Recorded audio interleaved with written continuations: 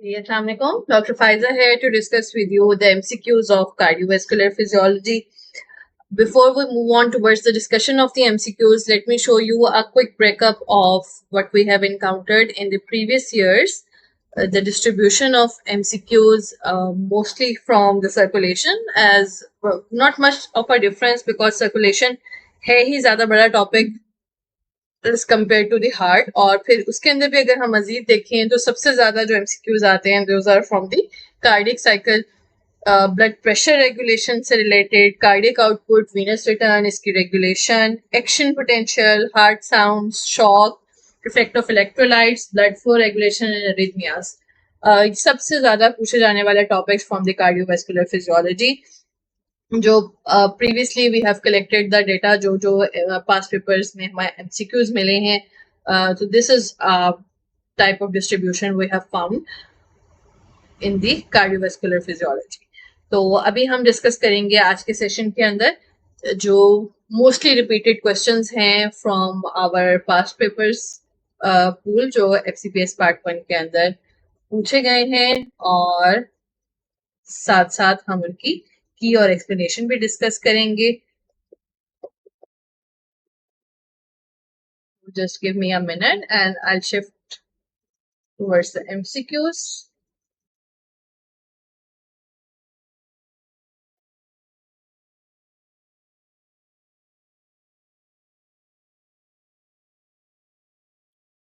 So this is the MedEd portal, and I have gone into the cardiovascular physiology unique questions, or I'll be discussing most repeated MCQ first and so on and so forth. So I'll begin with the question number. Oh, I have to begin with question number 98. Okay, this is related to the cardiac cycle, और उसके अंदर the question is, just before the aortic valve opens, which of the cardiac event occurs? तो इसको understand करने के लिए I believe we must have an image of cardiac cycle with us. तो एक दफा इसको ओपन कर लेते हैं तो इजियर हो जाएगा हमें अंडरस्टैंड करना कार्डियक साइकिल के इवेंट्स को।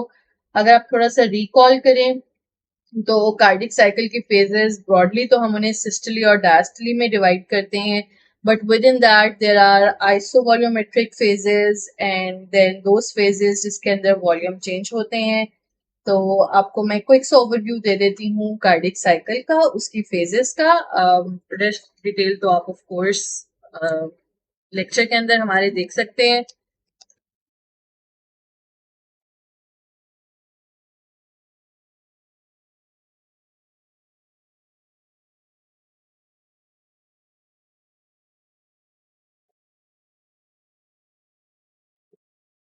Okay, so this is the image of the cardiac cycle, और यहाँ पे सारे लेवल्स आपको नजर आ रहे हैं, प्रेशर वॉल्यूम कर्व्स भी नजर आ रहे हैं, और वेल्वुलर चेंजेस भी नजर आ रहे हैं।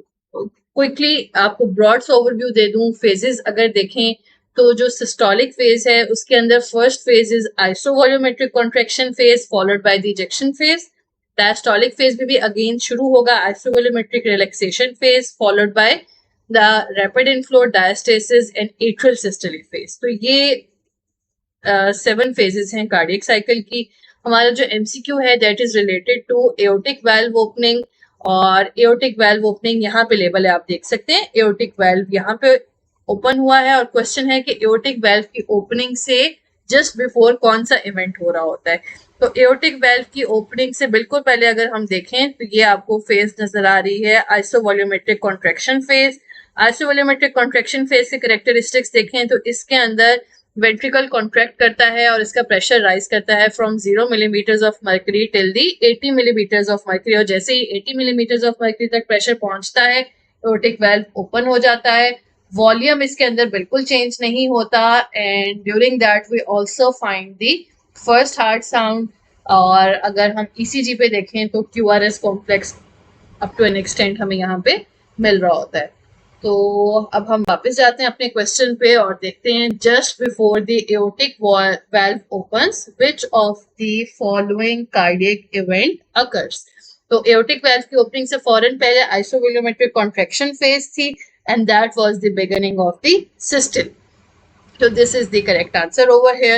Beginning of diastole is wrong. Isovolumetric relaxation भी इसके बहुत बाद में होती है और ejection phase भी इसके बाद होती है. इससे पहले एक ही चीज हो रही है, that is beginning of the systole.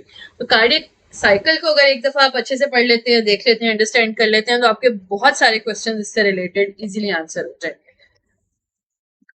Next we'll have a look at question number 52. What is the cause of fourth heart sound? Okay, तो हार्ट साउंड्स को अगर हम देखें तो फोर हार्ट साउंड्स की कॉजेज मैं आपको दिखाती हूँ. हार्ट साउंड्स भी एक बहुत ज्यादा पूछा जाने वाला टॉपिक है, तो इसको भी हम एक ही दफा देख लेते हैं ताकि हमारे मल्टीपल एमसीक्यूज आंसर हो जाए इससे.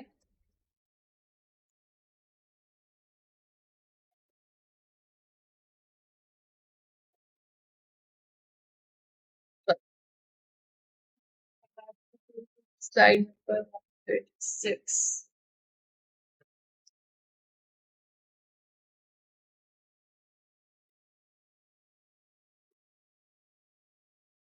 Okay, the first heart sound है that is because of closure of the mitral valve or the tricuspid valve. The second heart sound is because of closure of the aortic and the pulmonic valves. The third heart sound is because of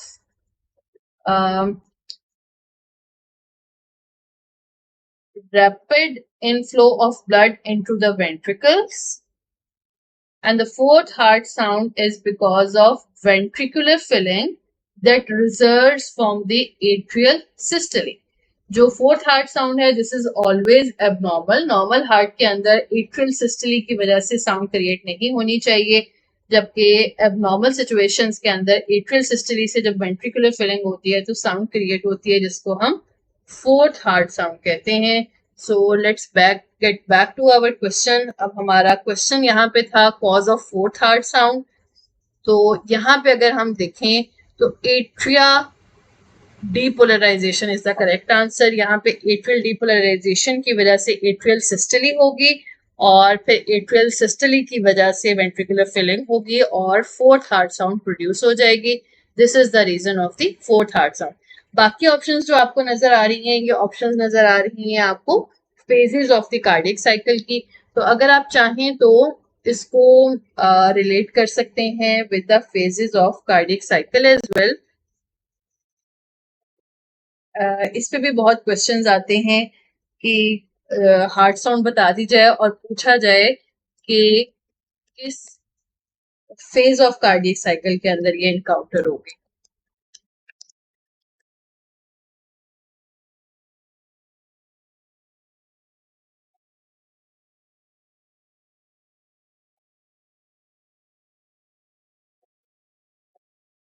So we are back here to the cardiac cycle.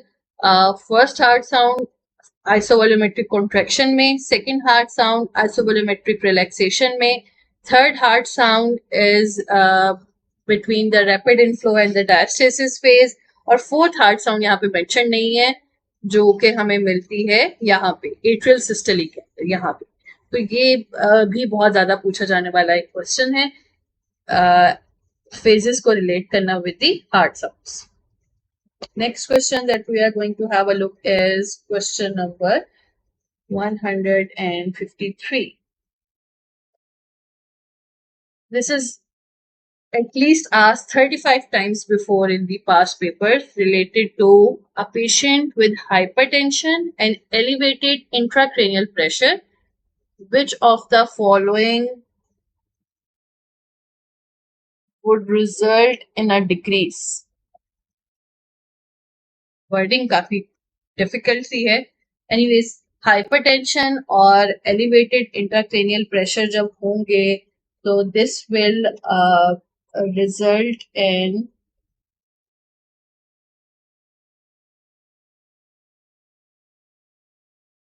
decrease of the heart rate, bradycardia. इसको Cushing triad भी कहते हैं.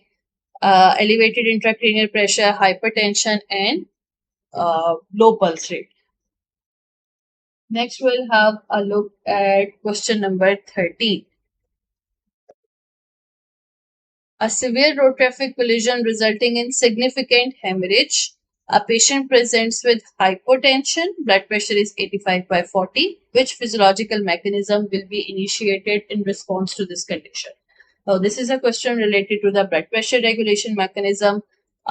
First option we have is renin, angiotensin, aldosterone mechanism. This would be of course activated, लेकिन ये एक long term mechanism है.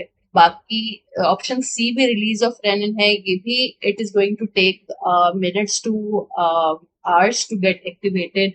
जो आपको ऑप्शन बी और डी नजर आ रहे हैं, सीएस ischaemic response and baroreceptor reflex, ये वो मैकेनिज्म्स हैं जो इमरजेंसी रिस्पांस मैकेनिज्म्स हैं जो with in seconds blood pressure को नॉर्मलाइज करने की कोशिश करेंगे.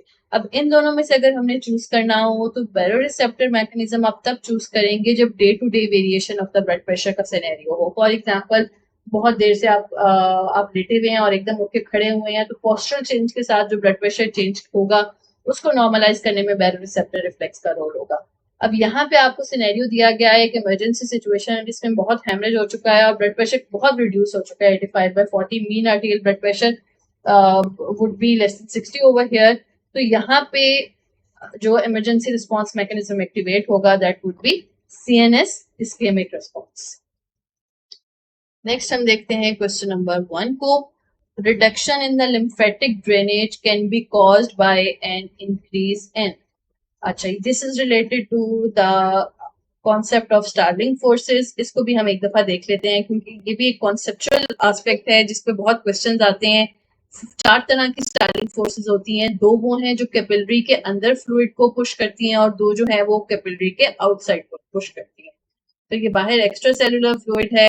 2 तरह की जो फोर्सेस हैं, एक हाइड्रोस्टैटिक फोर्सेस हैं और दूसरी कोलाइड ऑस्मोटिक प्रेशर वाली फोर्सेस हैं. जहां भी हाइड्रोस्टैटिक फोर्स आएगी, this will push the fluid away, अपने से दूर भेजेगी. और जहां भी कोलाइड ऑस्मोटिक प्रेशर वाली फोर्स आएगी, this will pull the fluid towards itself. तो जो 4 फोर्सेस हमें अक्रॉस द कैपिलरी मिलती हैं, one of them is capillary hydrostatic pressure. जो capillary hydrostatic pressure है, ये फ्लूइड को बाहर भेजेगी. capillary hydrostatic pressure. Number 2 is capillary collide osmotic pressure.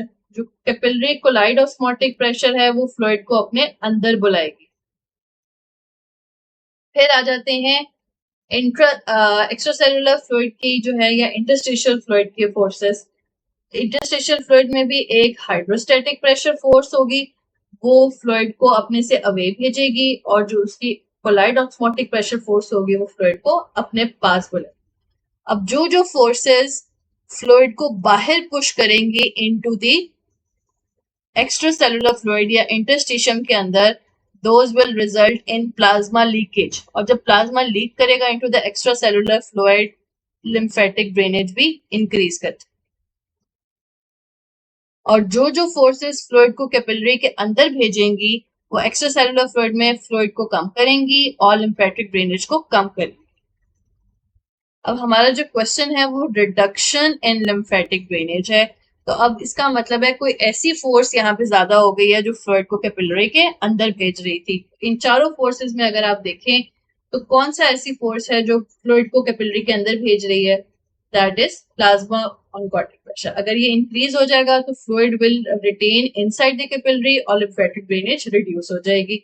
अगर ये डिक्रीज कर जाता है तो फ्लूइड लीकेज ज्यादा हो जाएगी और लिम्फेटिक ड्रेनेज इंक्रीज कर जाएगी. हाइड्रोस्टैटिक प्रेशर ज्यादा होगा, अगेन फ्लूइड लीकेज ज्यादा होगी और लिम्फेटिक ड्रेनेज ज्यादा होगी. परमेबिलिटी ज्यादा हो गई तो भी ड्रेनेज और लिम्फेटिक ड्रेनेज परमेबिलिटी और लिम्फेटिक ड्रेनेज इंक्रीज कर जाएगी. तो only plausible option over here is the increase plasma oncotic pressure.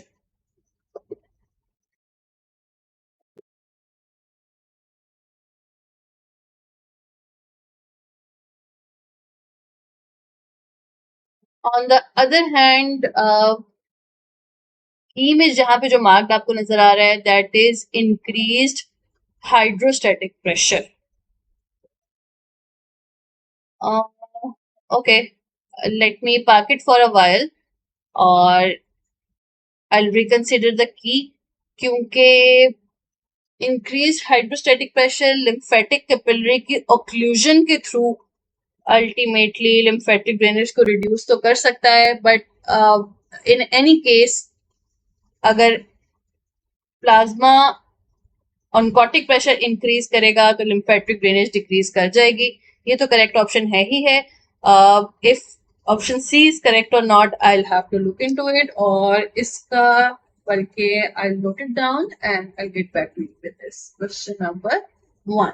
चल let's move on. Next question जो हम देखेंगे that is the question number 29 और let's This is related to the quickest method by which blood pressure can change. तो उसमें of course कोई CNS reflex आएगा. Cortisol और renin angiotensin नहीं हो सकते. या तो baroreceptor होगा या CNS ischemic response और quickest देखा जाए जो day to day life के अंदर काम कर रहा है तो वो baroreceptor response है. तो let's see. Yes, baroreceptor response within seconds respond करता है और सारे reflexes में भी this is the quickest one. Next, we'll have a look at question number 75. When do the ventricles achieve their greatest volume? और ये भी maybe hundreds of times पूछा गया question है. Again, let us refer to the cardiac cycle. यहाँ पे red color का जो आपको curve नजर आ रहा है, this is the ventricular pressure curve. और सॉरी हमारा क्वेश्चन प्रेशर रिलेटेड है या वॉल्यूम रिलेटेड? वॉल्यूम रिलेटेड है. ओके, वॉल्यूम अगर हम देखें तो यहाँ पे ये ब्लू कर्व जो आपको नजर आ रहा है this is the ventricular volume curve और ये डायस्टोलिक फेज है जिसमें वेंट्रिकल का वॉल्यूम इंक्रीज कर रहा है. Rapid inflow, diastasis and atrial systole and clearly you can see maximum volume जो अचीव हो गया है that is in the atrial systolic phase. So let's get back to our question. Yes, atrial systole is over here and we will opt this. Next question, we'll have a look at question number 70. This is related to the ECG in the cardiac cycle. That which part of ECG is associated with the systolic phase of the cardiac cycle? Let's get back to it. ये systolic phase है from isovolumetric contraction before the beginning of the isovolumetric relaxation. तो कुछ यहाँ से लेके यहाँ तक जो फेज है ये encompass कर रहा है systolic फेज को. और अगर हम देखें PR सेगमेंट तो वो तो इसके अंदर नहीं आ रहा, इसको हम एक्सक्लूड कर देते हैं. QRS देखें तो वो भी कंप्लीटली इसके अंदर लाई नहीं कर रहा. ST सेगमेंट देखें तो वो इसके अंदर आ तो जरूर रहा है यहाँ से लेके यहाँ तक, लेकिन इसके अलावा और भी बहुत सारा पोर्शन है ECG का जो इसके अंदर आ रहा है. QT इंटरवल अगर हम देखें from the start of Q wave till the end of the T wave, तो this is the best option जो कि डिफाइन कर रही है सिस्टोलिक फेज को. QT इंटरवल या RT interval from the R wave till the end of the T wave. और ये हमारे पास ऑप्शंस में भी है. तो QT interval is the what is showing the systolic phase of the cardiac cycle. Next, we'll have a look at question number 51. Okay, this is asking a patient with elevated preload and a diastolic murmur resulting from. Preload क्या है? जितना venous return जो heart के अंदर accumulate हो जाता है और उसकी वजह से हार्ट मसल्स के ऊपर टेंशन क्रिएट होती है उसको प्रीलोड कहते हैं. तो इसका मतलब है कोई ऐसी कंडीशन है जिसमें हार्ट के अंदर वॉल्यूम ओवरलोड हो रहा है जिसकी वजह से प्रीलोड इंक्रीज कर गया है प्लस अ डायस्टोलिक मर्मर. अब डायस्टोलिक मर्मर हमें डायस्टोली के अंदर ही आएगा ऑफ कोर्स, और डायस्टोलिक मर्मर हमें तब मिलेगा जब ब्लड जा रहा है from atria to the ventricles. तो दो तरह से मिल सकता है, या तो माइट्रल और ट्राइकस्पिड लेवल के ऊपर प्रॉब्लम है, इनका स्टेनोसिस है, या डायस्टोलिक मर्मर हमें मिल सकता है जहां पे एओर्टिक या पल्मोनरी वेल्व्स की रीगर्जिटेशन हो रही है, या ये ऑप्शन होगी या ये ऑप्शन होगी. तो अब यहाँ पे हम देखते हैं एओर्टिक रीगर्जिटेशन भी है ऑप्शंस में एओर्टिक स्टेनोसिस तो सिस्टोलिक मर्मर है, माइट्रल स्टेनोसिस हो सकता है, ट्राइकस्पिड स्टेनोसिस हो सकता है। तो 3 ऑप्शंस इसमें जो हैं these are corresponding with the diastolic murmur. Second problem the patient has is the elevated preload.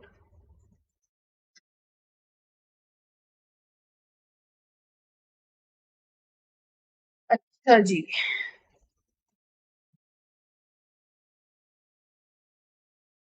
again I might warn you of the wrong key marked over here. अब preload ज्यादा हो गया है, वीनस रिटर्न ज्यादा हो गया है, तो वेंट्रिकल्स के अंदर अगर तो स्टेनोसिस है माइट्रल वेल्व का या ट्राइकस्पिड वेल्व का, तो इसका मतलब है एट्रियम से वेंट्रिकल्स के अंदर ब्लड एडिक्वेटली जा ही नहीं सकेगा। वो एट्रियल डायलेशन तो करेगा लेकिन वेंट्रिकल्स का प्रीलोड तो इंक्रीज नहीं कर सकता। लेकिन एक और कंडीशन है जिसमें एट्रिया से वेंट्रिकल्स में भी ब्लड आता जा रहा है, वीनस रिटर्न प्लस एओर्टा से भी वापस वेंट्रिकल में जाता जा रहा है। This can increase the volume of blood present inside the ventricles and can lead to increased preload. So I would suggest the answer should be aortic regurgitation over here because of the increased preload given over here. But the key mark over here is different. So I am marking this as well and I will look into it and see if the key needs to be updated. Next question we are going to have a look is question number 28. Okay, so here's question number 28. Which structure is responsible for initiation of the cardiac impulse? Seems so super easy. Of course, this is SNO, normal heart के अंदर. And the interesting thing is बाकी तीनों भी excitable tissue हैं, यहाँ से भी action potential originate हो सकता है बट नॉर्मल हार्ट के अंदर नहीं होता, और अगर होगा तो फिर आप इसको एक टॉपिक पेसमेकर कह सकते हैं। Normal pacemaker is SA node, और वो क्यों है? क्योंकि एसए नोड की डिस्चार्ज फ्रीक्वेंसी इन सबसे ज्यादा है, जिसकी फ्रीक्वेंसी ज्यादा होगी that is going to win.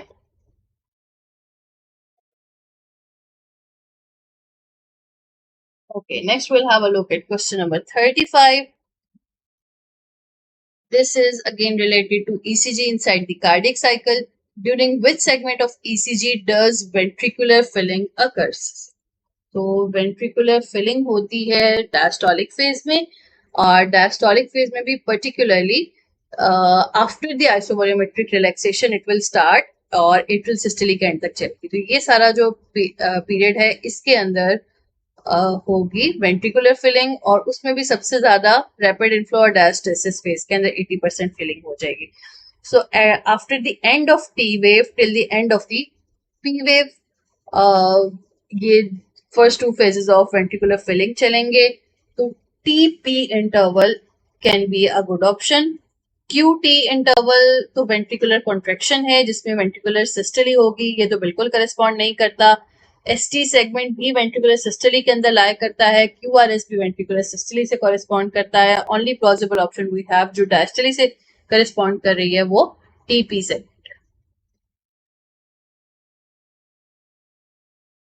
Okay, next is question number 39. The contraction of right ventricle will be represented in the JVP waveform as. तो JVP की waveform को अगर आप recall करें तो it has A, C, and V upstrokes, atrial contraction, and for the ventricular contraction, and this is for the venous inflow, A, C, and V. And the C wave, this corresponds with the ventricular contraction, जब ventricle contract करता है और valves they bulge back, उसकी वजह से right atrium में और vena cava के अंदर pressure jugular vein के अंदर rise करता है और ये upstroke बनता है। जो A upstroke है this is because of the atrial contraction, और V upstroke जो है this is because of the venous inflow. P wave तो JVP waveform का part ही नहीं है, V वेव पार्ट है, लेकिन ये वीनस इनफ्लो की वजह से है। एक्स डिसेंट तो अपस्ट्रोक है ही नहीं, तो कॉन्ट्रैक्शन की वजह से जो बनेगा that is the C wave. और ये भी पास्ट पेपर्स में एटलीस्ट 15 to 20 टाइम्स पूछा गया है जेवीपी वेव फॉर्म से रिलेटेड, और भी डिफरेंट एस्पेक्ट्स के ऊपर क्वेश्चंस हैं इसके abnormalities से related. So this is again one of the topics that you have to prepare deeply.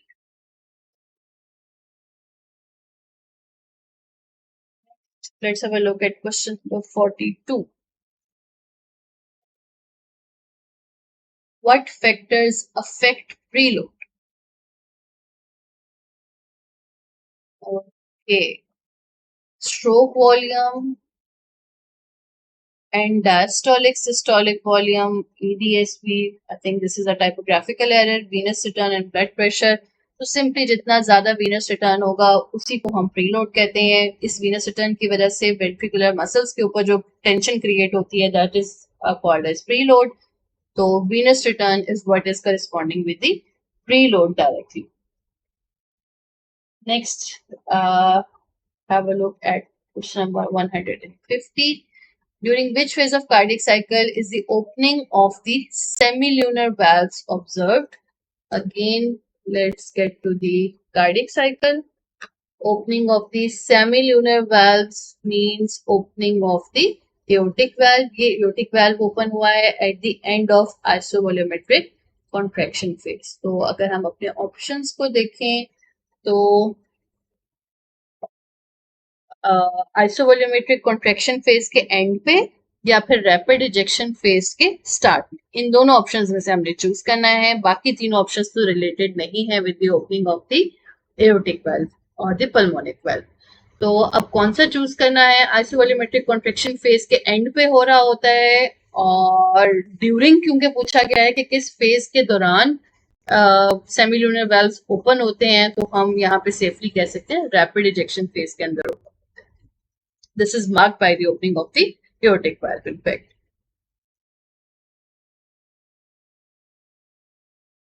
Next, we'll see question number 40. Question number 40 is related to the ECG changes seen during the electrolyte abnormalities. Again, a question repeatedly asked.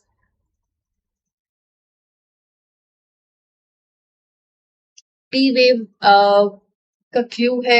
Although सारे ही electrolyte abnormalities की वजह से ECG के waves up and down होती हैं, but T wave के ऊपर बहुत कॉन्स्पिकुअस इफेक्ट है पोटेशियम आइंस का.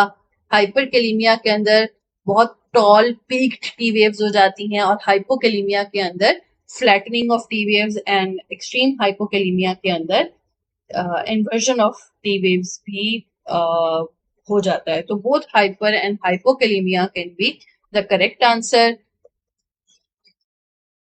तो I mark this as well कि इसकी की में भी दोनों करेक्ट हो सकते. And I hope in your exams you get one of these options in your question. Next, we'll have a look at question number 27. In the ECG of a young female, there are sawtooth waves. Oh, I don't need to read the rest of it. Anyways, sawtooth waves हैं जिसमें P waves occurring in 3:1 alongside a pulse that is regularly irregular. What condition is present? So it has three clues directly helping the diagnosis of atrial flutter. Sawtooth P waves, go for atrial flutter. Block in the ratio of 2:1 या 3:1, go for atrial flutter. Pulse regularly irregular, again think of atrial flutter. अगर atrial fibrillation होता तो P waves नजर ही ना आ रही होती, inconspicuous हो जाती, और irregularly irregular P waves होती. वेंट्रिकुलर टेकिकार्डिया होता तो प्रॉब्लम P वेव के साथ नहीं QRS कॉम्प्लेक्स के साथ होता. वेंट्रिकुलर फिब्रिलेशन होती तो कोई वेव नजर ना आ रही होती, इरेगुलर ECG हो जाती. वेंट्रिकुलर फ्लटर होता तो again problem would be more at the level of the QRS complexes. अभी P वेव का मसला है तो think of something with the atria. और फ्लटर और फिब्रिलेशन में से बहुत शॉर्ट क्लूज हैं towards the diagnosis of the atrial Flutter over here.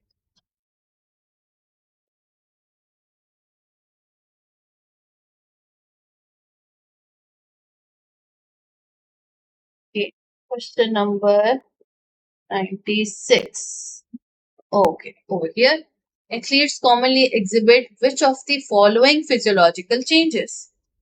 तो एथलीट्स जो हैं with time they build their cardiac capacity, उनके हार्ट मसल्स की हाइपरट्रफी हो जाती है जिसकी वजह से उनका कार्डियक स्ट्रोक वॉल्यूम जो है वो इंक्रीज हो जाता है. तो they are having this benefit. इससे पहले चले एक और एस्पेक्ट हम अंडरस्टैंड कर लेते हैं कि cardiac output is equal to stroke volume multiplied by the heart rate. अब एथलीट्स जो हैं इनका स्ट्रोक वॉल्यूम ज्यादा हो जाता है because their heart muscles have hypertrophied. अब कार्डियक आउटपुट की इनको एक्स्ट्रा जरूरत नहीं है, वो उनको 5 लीटर्स पर मिनट ही चाहिए. तो इसको कॉम्पनसेट करने के लिए उनका हार्ट रेट रिड्यूस हो जाता है. तो they go into an advantage के लेस फ्रीक्वेंसी पे बीट करके they are ejecting the same amount of cardiac output. Increase heart rate, this is wrong. Increase stroke volume, this is right. Increase stroke volume and heart rate, again wrong. इसको decrease होना था. Total peripheral resistance doesn't increase. Increased venous return and heart rate, wrong. Heart rate ने again decrease होना था. The only plausible option, that is increased stroke volume, is correct over here.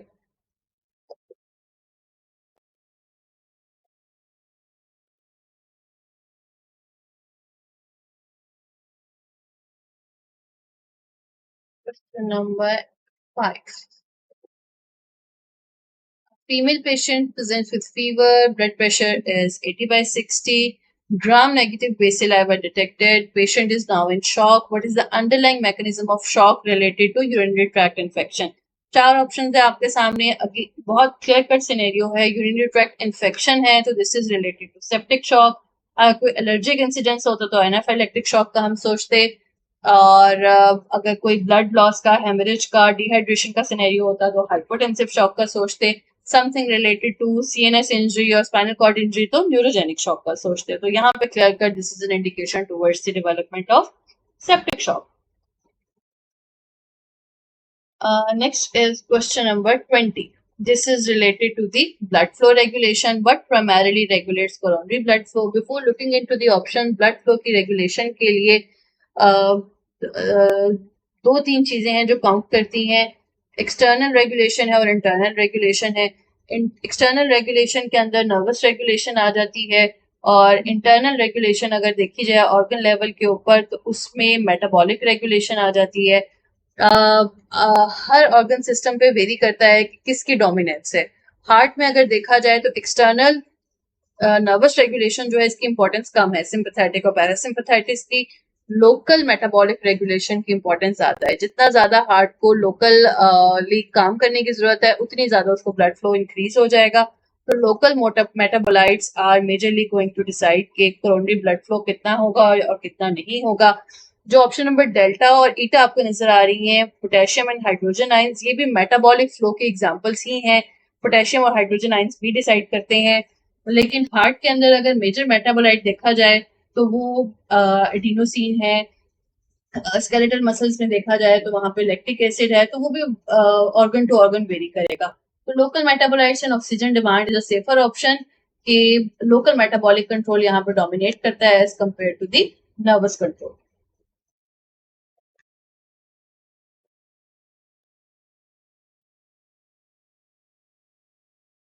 Next is question number 23, and this is somewhat related to what we just discussed.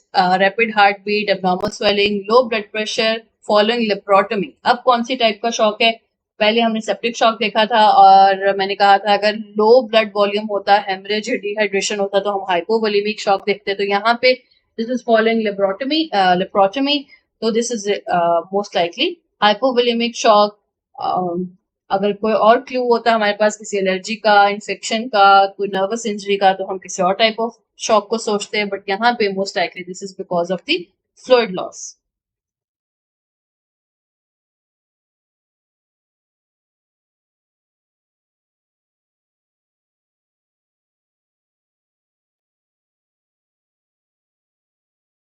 Next question is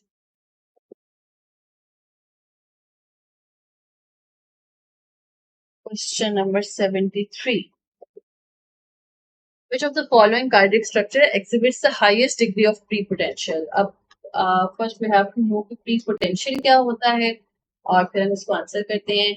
जब आपने neuron का action potential देखा तो वो कुछ इस किस्म का था। वेंट्रिकल का एक्शन पोटेंशियल देखें तो कुछ इस तरह प्लेट्यू के साथ होता है। एसए नोड का एक्शन पोटेंशियल देखें तो कुछ इस तरह का होता है। उसका जो रेस्टिंग मेम्ब्रेन पोटेंशियल है, दिस इज अनस्टेबल। ये एक स्ट्रेट लाइन पे नहीं होता, ये मूव करता है from more negative to less negative without an external stimulus. इसको जो है प्री पोटेंशियल कहते हैं। और एसए नोड में जितने भी एक्साइटेबल टिश्यू है हार्ट का, from SA node to AV node to bundle branches और परकंजे फाइबर्स, सबके अंदर एक्साइटेटरी पोटेंशियल है। लेकिन सबसे ज्यादा फ्रीक्वेंसी एसए नोड की डिस्चार्ज की है। वो क्यों है? क्योंकि इसकी स्लोप जो है प्री पोटेंशियल की वो सबसे ज्यादा है। And this is the question asked over here. Which of the following exhibits the highest degree of pre-potential? तो आंसर यहाँ पे फिर हमारा ऐसे नोड हो जाएगा कि इसका प्री पोटेंशियल सबसे ज्यादा है।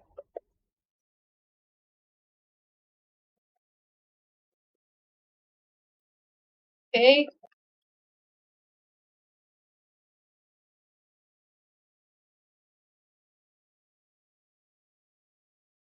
Next we'll have a look at question number 38.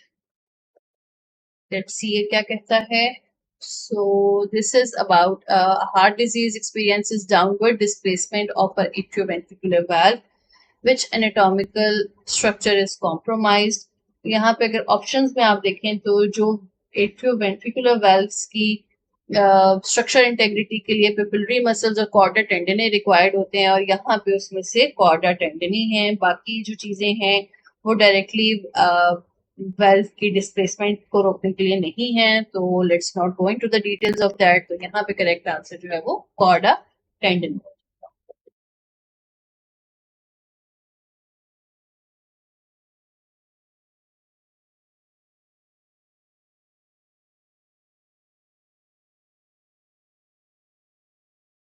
Question number 71.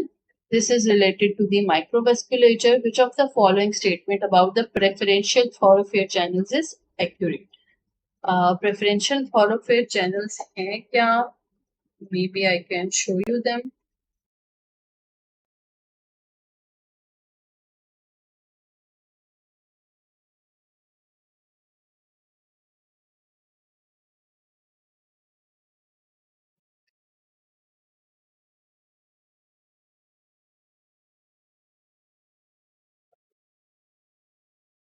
So, somewhat like meta-arterioles, preferential thoroughfare channels are the bypass channels. जो यहाँ पे आपको नजर आ रहे हैं between the arterioles and venules, ये कैपिलरी नेटवर्क होता है। लेकिन ये जो चैनल्स हैं ये थोड़े लार्जर कैलिबर के हैं। और यहाँ पे एक डिफरेंट चीज जो आप देख सकते हैं, इनके ऊपर स्मूथ मसल्स भी हैं जो कि कैपिलरी लेवल के ऊपर अदरवाइज नहीं है। और इन से भी कैपिलरीज अराइज कर रही हैं and these are always open. और ये डायरेक्ट पैसेज प्रोवाइड करेंगे from arteriole to venule in case of the need. So let's have a look at our question now. Question exactly was preferential thoroughfare channels के लिए which one is correct? Having smooth muscles, yes they have. Increased capillary valve, it doesn't make much sense. Open on demand, this is wrong. ये हमेशा open है. Capillaries can open or close. Present at the origin of precapillary sphincters, no.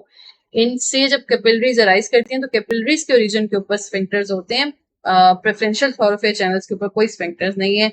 Smaller calibre भी wrong है, इनका calibre rather was wider as compare to the capillaries. Okay. Question number 107. An obese patient presents with tightness around his neck and episodes of fainting whenever he turns his head. Which of the following is most likely responsible for his condition? So, before getting into the options, this is a clue towards excessive stimulation of the carotid sinus. क्योंकि ये आपको clue दिया गया है hyper sensitivity का कि जैसे ही head turn करता है तो कॉलर की वजह से कैरोटिड साइनस स्टिमुलेट हो जाता है प्रेशर से। और जब भी बैरोसेप्टर रिफ्लेक्स इनिशिएट होता है तो वो इनिशिएट होता है in response to high blood pressure, stretch की वजह से, मैकेनिकल स्ट्रेच की वजह से। जब स्ट्रेच या हाई ब्लड प्रेशर की वजह से कैरोटिड साइनस स्टिमुलेट होता है और वेसोमोटर सेंटर को मैसेज जाता है, तो वो किस तरह से कॉम्पनसेट करता है ब्लड प्रेशर को? कि नॉर्मलाइज हो जाए ब्लड प्रेशर, वो डिक्रीज करता है कार्डियक आउटपुट को और डिक्रीज करता है टोटल पेरिफेरल रेजिस्टेंस को, और दोनों की वजह से अल्टीमेटली ब्लड प्रेशर फिर रिड्यूस हो जाता है टुवर्ड्स नॉर्मल। तो इंक्रीज कार्डियक आउटपुट तो रॉन्ग हो गया, इंक्रीज मायोकार्डियल कॉन्ट्रेक्टिलिटी भी रॉन्ग हो गया, compression of the carotid sinus leading to increase parasympathetic activity ठीक है, टोटल पेरिफेरल रेजिस्टेंस भी डिक्रीज करती है, और वीनस कंप्लायंस पे डायरेक्टली पैरासिम्पैथेटिक एक्टिविटी का ऐसा असर नहीं होता, ऑल दो वीनोडाइलेशन हो सकती है बिकॉज सिंपैथेटिक डिस्चार्ज कम हो रहा है। एनीवेज हमारे पास मोर करेक्ट और डायरेक्ट ऑप्शन यहाँ पे अवेलेबल है, तो we will go for that कि पैरासिम्पैथेटिक डिस्चार्ज इंक्रीज हो रहा है और सिंपैथेटिक डिस्चार्ज डिक्रीज हो रहा है। So this is the correct option.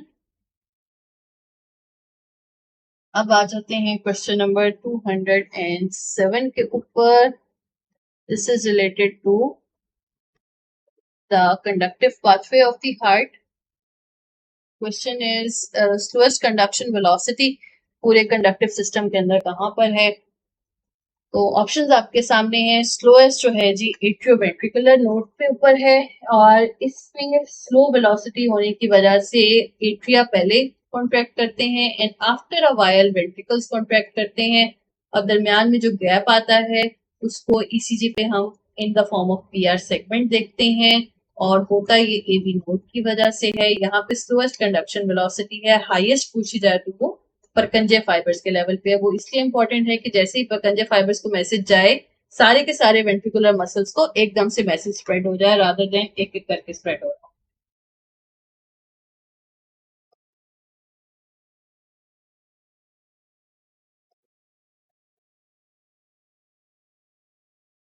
Next we'll have a look at which question. Check.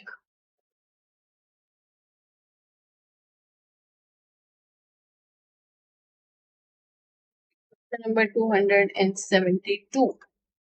What does it say? Again related to electrolyte imbalance. T wave, U wave appear हो गई है following T wave. So this is a characteristic symptom of hypokalemia. I already said कि hyperkalemia में tall peak T wave, hypokalemia में flattening and inversion, and even appearance of a U wave is a feature of hypokalemia. बहुत ज़्यादा prototype ECG of hypokalemia.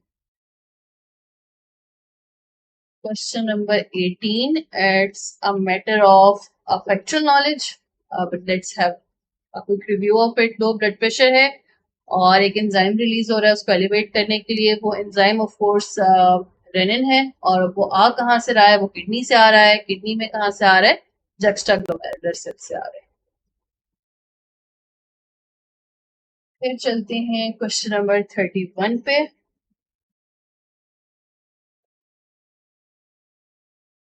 Low blood pressure 80/50, pulse is more 100 है। Upon standing, her pulse rate elevates. The cause of elevation and the pulse is. Okay, तो अब ये एक clue है towards the postural change in the blood pressure.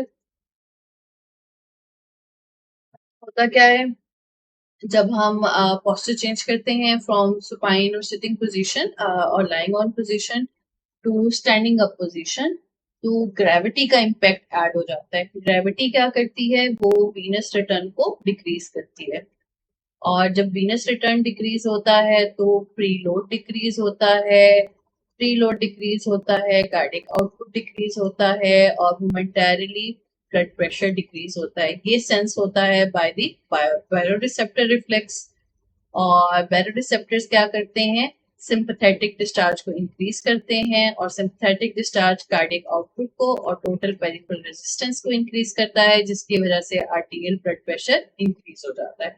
अब इस girl में क्या हुआ? ये upon standing up pulse rate elevate हुआ, इसका मतलब है उसकी सिंपैथेटिक एक्टिविटी इंक्रीज हुई है। और cause of elevation decrease contractility तो नहीं है, ये तो इंक्रीज करती है। Yes, decrease in venous return हो सकता है, सिंपैथेटिक आउटपुट भी इंक्रीज करता है, और टोटल पेरिफेरल रेजिस्टेंस भी इंक्रीज करती है, but this is not the direct cause. जिसकी वजह से हार्ट रेट इंक्रीज हुआ था वो था decrease in the venous return which led to the activation of baroreceptor reflex which cause the increase in the heart rate. तो correct option जो यहाँ पे अप्लाई होती है that is the decrease in the venous return of the heart.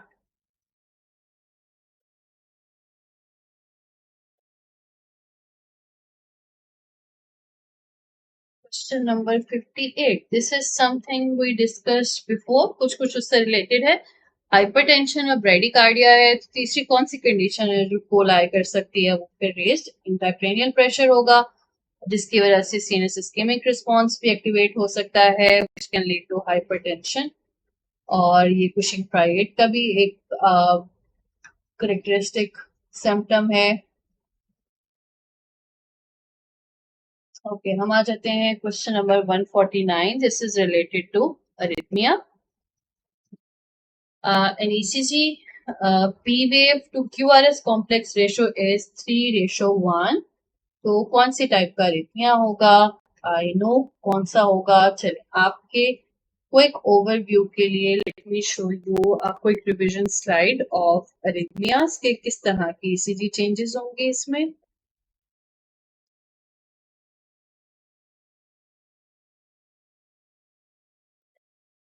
So this is a summary slide of atrioventricular blocks।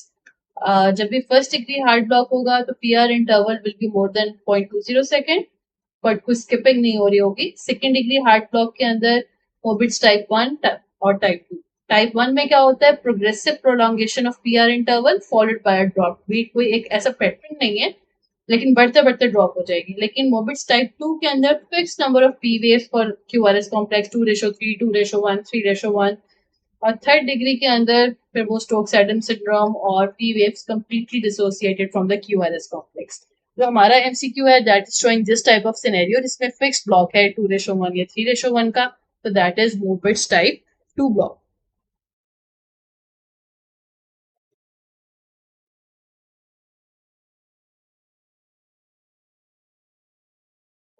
Okay, next we'll have a look at question number 265.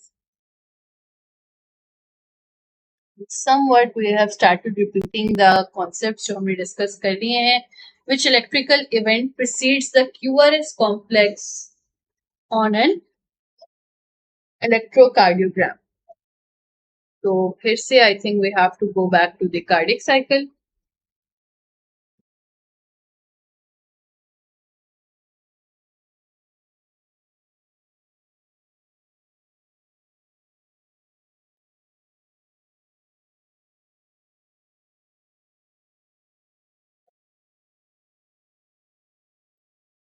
तो here is the cardiac cycle और QRS complex ये है हमारे पास QRS complex। इससे बिल्कुल पीछे देखें तो क्या हो रहा है? This is the phase of the atrial systole जो इससे पहले हो रही है। और वापस आए हम अपने MCQ के ऊपर। तो which electrical events precedes the QRS complex on an ECG? तो उससे पहले एट्रियल सिस्टली होती है और उसके लिए एट्रियल डीपोलराइजेशन होती है। ये एट्रियल ए सिस्टल लिखा हुआ है, सिस्टली नहीं लिखा हुआ।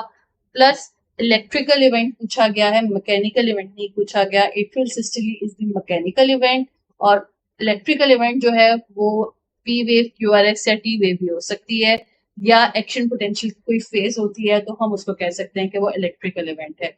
तो अगर हमने चूज करना है तो ऑप्शन सी या डी में से चूज करना है। बाकी दोनों मैकेनिकल इवेंट्स हैं। और एट्रियल रिपोलराइजेशन तो नहीं, एट्रियल डिपोलराइजेशन होती है before the QRS complex. Atrial repolarization is masked by the QRS complex. Somewhere in between QRS complex होती है बट हमें नजर नहीं आती ECG के।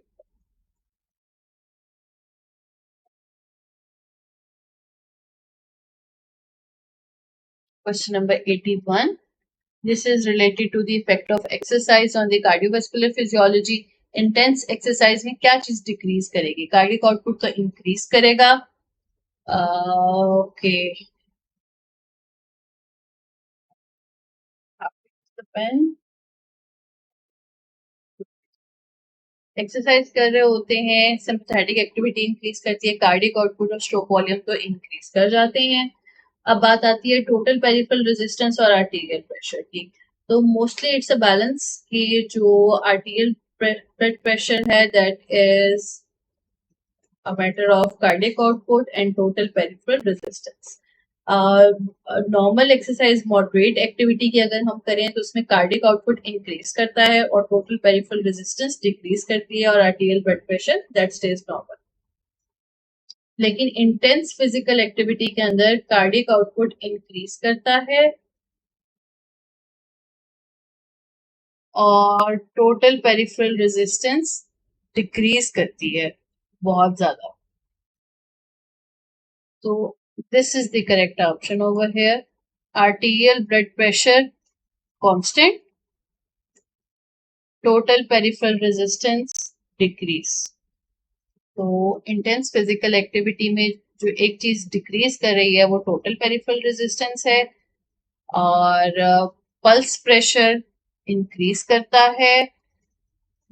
इंटेंस फिजिकल एक्टिविटी में सिस्टोलिक प्रेशर में इंक्रीज एंड डायस्टोलिक प्रेशर में स्टे कांस्टेंट, जिसकी वजह से पल्स प्रेशर इंक्रीज कर जाता है. एनीवेज द करेक्ट ऑप्शन यहाँ पे जो डिक्रीज कर रही है चीज वो टोटल पेरिफेरल रेजिस्टेंस ही है जो कि ब्लड फ्लो को सस्टेन करेगी towards the exercising cardiac muscles.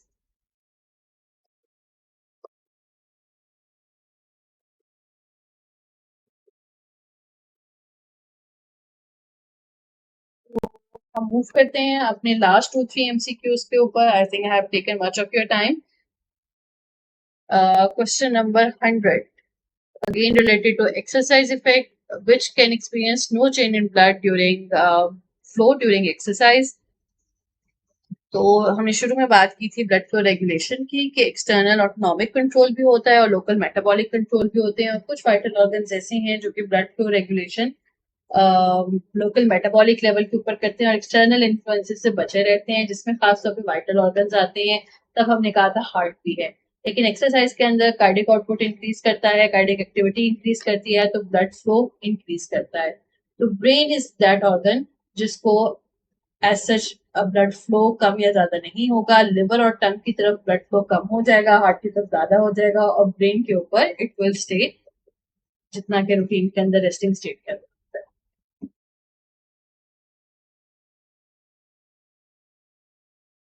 Question number 121.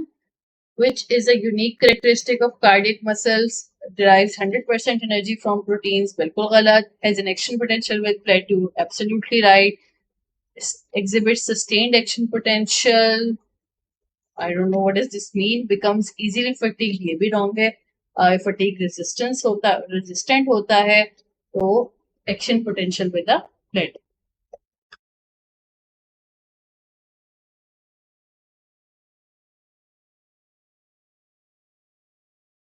And the last question we are having a look at is 76.